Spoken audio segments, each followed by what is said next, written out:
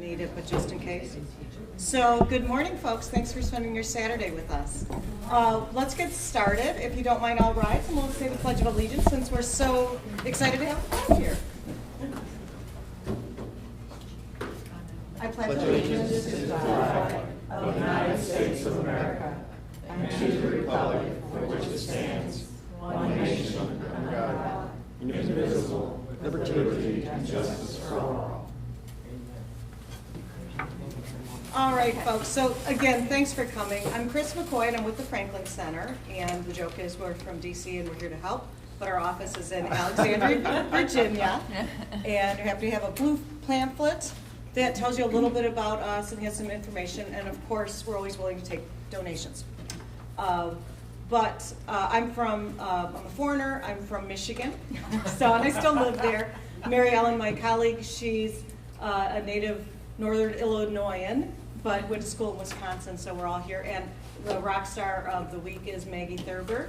I don't know how many of you are familiar with Thurber's Thoughts, and she's going to provide us some wonderful information a little bit later on some of the stuff and things that she's learned and put into practice and really has made great forward motion for common sense, oxymoron, in government.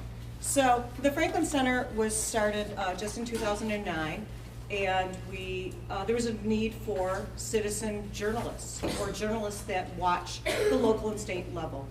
Due to funding cuts, there was no one watching what's happening locally. We used to have local newspapers and kind of a more small town feel, but unfortunately, they just can't afford it. And certainly we realize that the media doesn't quite give an accurate truth. They like big spending and they like big projects, and some of us think that we should watch our pennies like we watch our household budgets. Most of us don't take vacations on someone else's dime, or we don't buy bigger things that we can't afford. So we're a layaway kind of civilization, and the government likes to spend and borrow from other people. But in any event, so just in the last year, we've done 31 trainings in 19 different states, and just heard on one of our conference calls that we have trained over 2,000 folks like you. So we've been so blessed to be across Ohio this week.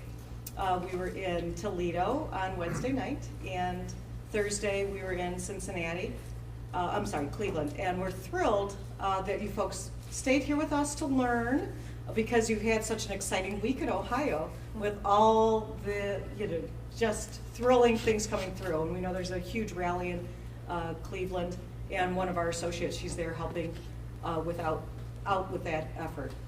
So we currently have journalists and almost professional bloggers, if you will. Remember Michelle Malkin, just a blogger? She's not quite just a blogger, is she? So in 40 states.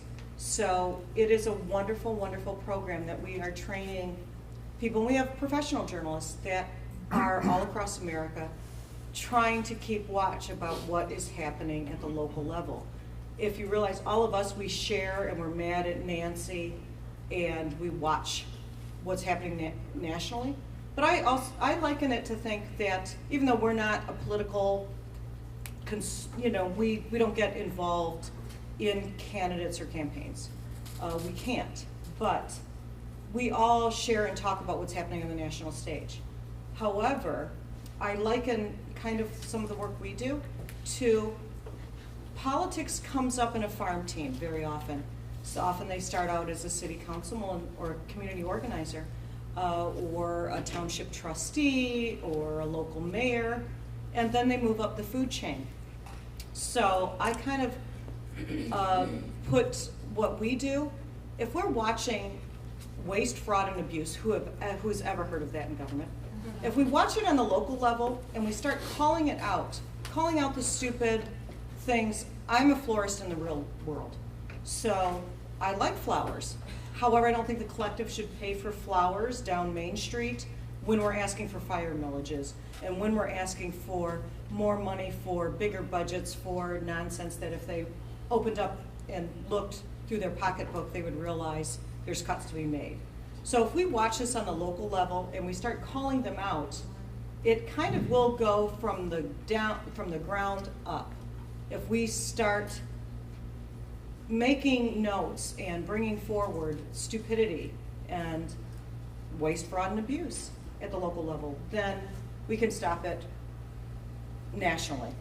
So we need to start sharing, observing, and really getting the message out about what is happening at the local level. So that's kind of what our project is geared towards. So I would like to bring up Anne. I lost her. She was so gracious to help us out, and so she can talk about the local Tea Party, although most of you know. Did she disappear? Oh. So this is Anne. Anne, do you want to come up and talk about your group? But we have a full agenda, as you can see. One thing I want to talk about, and I think Mary Ellen will probably mention more. I'm going to pass these out. We just premiered Watchdog Wire, and this is a place where you can share stories and information, and the knowledge will get pushed forward. So thank you, Anne, so much for coming. Okay. Good morning, everyone. My name is Ann Becker. I would like to thank the Franklin Center and all of you for coming out this morning. My name is Ann Becker. As I said, I'm the president this year of the Westchester Tea Party. This is our meeting location. We hold 2 constitutional classes here every week, meetings every month. Our next meeting is Tuesday, August 21st at 7 p.m. Snacks and socializing start at 6. We have some of the best snacks in the state, so get here early or the cookies are gone. Sorry. We'd love to invite you back. We have Peter Bronson on Tuesday night from the Cincinnati Enquirer. It's going to be an interesting meeting learning about the media and all the problems that we have on that end. And I'm glad we have some citizen watchdogs here today that will start to shake up the media as we go forward. So thank you for coming. And as a side note, a facilities note, I'm the janitor, I'm the cleaning lady, so if there's anything wrong in the restroom, or if it's too hot, too cold, too quiet, any of that stuff, please let me know. Please don't hesitate to ask. This is our place and we want everyone to be comfortable. So thank you again for coming this morning. Thank you. I'm going to bring up my colleague and boss, Mary Ellen Beatty. Beatty. She married over a year ago, and I still call her by her maiden name. But she has some terrific information to share, and she'll be presenting later on. So, Mary Ellen Beatty.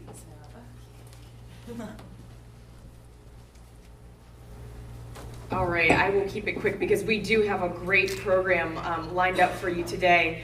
As Chris said, my name is Mary Ellen Beatty, and I'm director of the Citizen Watchdog program.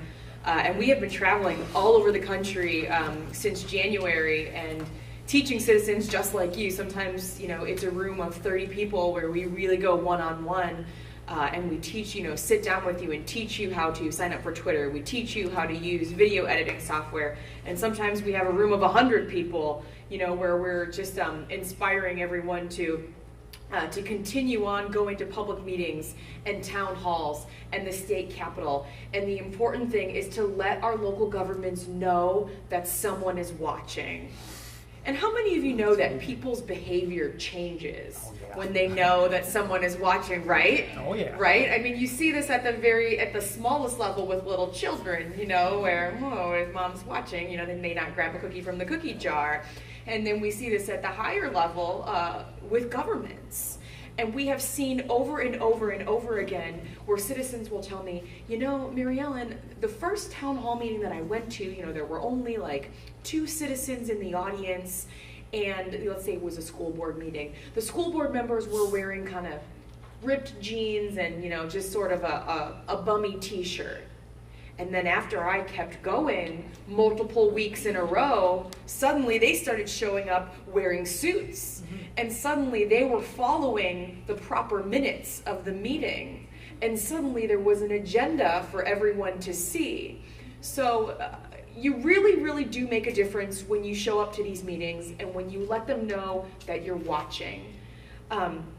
we're going to cover so much information today, and the first thing I want to let you know is that if you registered on Eventbrite or if you signed up in the back of the room, we will send you an email with all of the resources today. Because I know a lot of people get flustered and overwhelmed trying to write down all of the websites, and I just want to let you know that that is our commitment to you is that we want to follow through, that we want to mentor you. If you all have questions a week from today, 2 weeks today, a month from today, and you say, I really liked that lecture about open records and I want to make an open records request, but could you maybe look at my request and see if I filled out all the information correctly? We're happy to do that for you.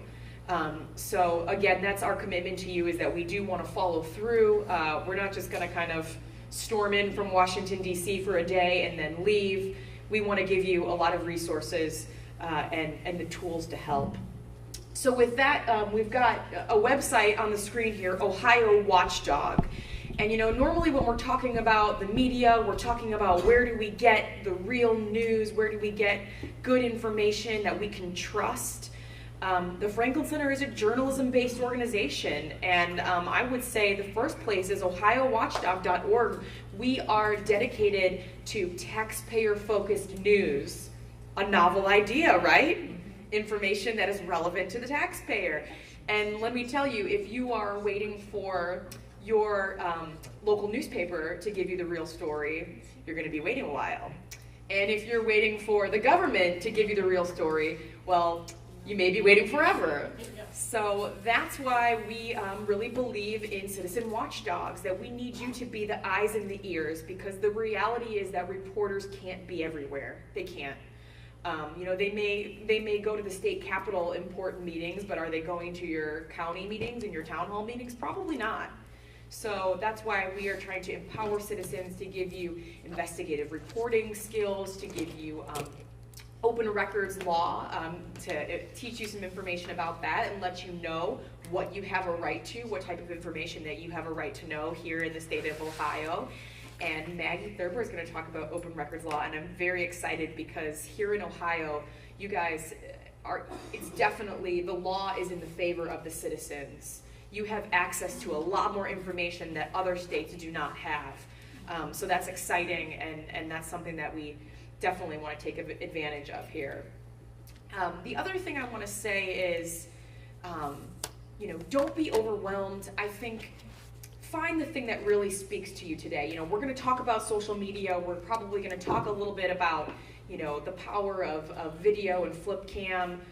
We're going to talk about a lot of different things, and I would say pick the one that speaks to you.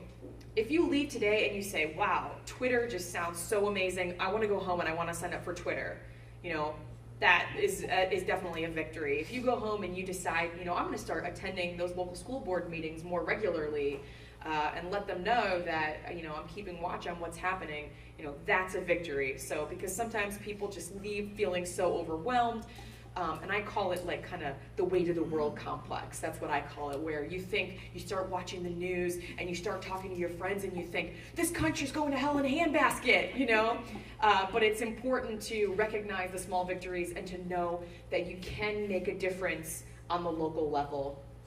I just want to give you a quick little example to tell you how you can make a difference locally. A citizen came up to me at one of these trainings, and he was from a very small rural town. I mean, they were excited when they got one stoplight. Okay, so very rural town. And he came up to me and he said, Mary Ellen, we just really suspect that there is corruption in the local law enforcement in our town. And I said, corrupt cops? Nobody's ever heard of that. But anyway, so he said, no, really, everybody downtown talks about it. He said, we think that they're showing favoritism with parking tickets.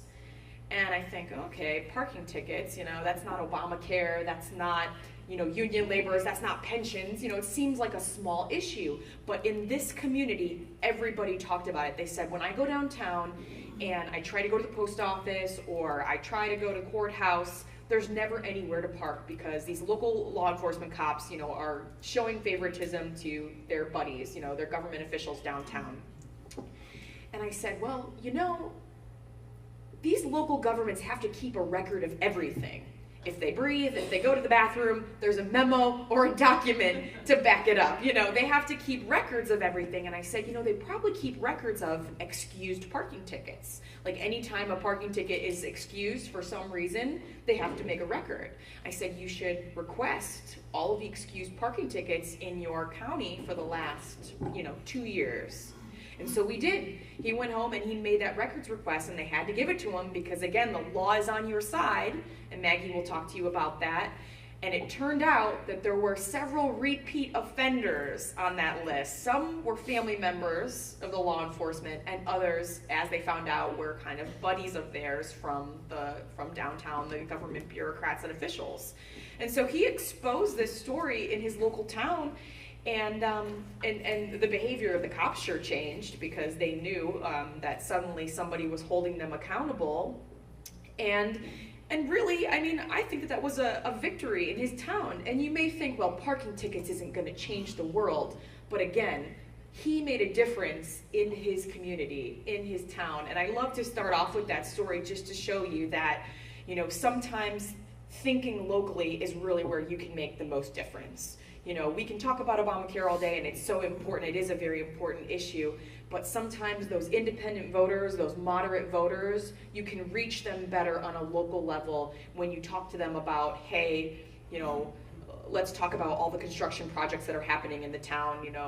Where's the money coming from those? Or, hey, why is there another referendum coming up in this local school district? Didn't we just have a referendum 4 years ago? That doesn't sound right to me. So sometimes you're able to reach citizens when you talk to them about local issues that affect them right in their own backyards, right? Okay, so I'm rambling on and on and on here, but we do want to get to the program because we have got some great people. I just wanted to introduce a few folks really quick. One being our next speaker, John Cassidy. John, you want to give a little wave back here? John is an investigative reporter, so he's a member of the media. Don't stone him. He's one of the good guys. He writes for our Franklin news site, ohiowatchdog.org, which I have on the screen right now. So he is a resource to you. If you get a news tip and you just kind of think something doesn't sound right, and you want someone to kind of maybe help you do the research, or you want someone to take the story and run with it, John is a great guy to call and contact and maybe just bounce off some story ideas. And Maggie's another great resource we'll introduce her a little later. But John, do you want to come on up and give us some information about investigative reporting? Please welcome John Cassidy.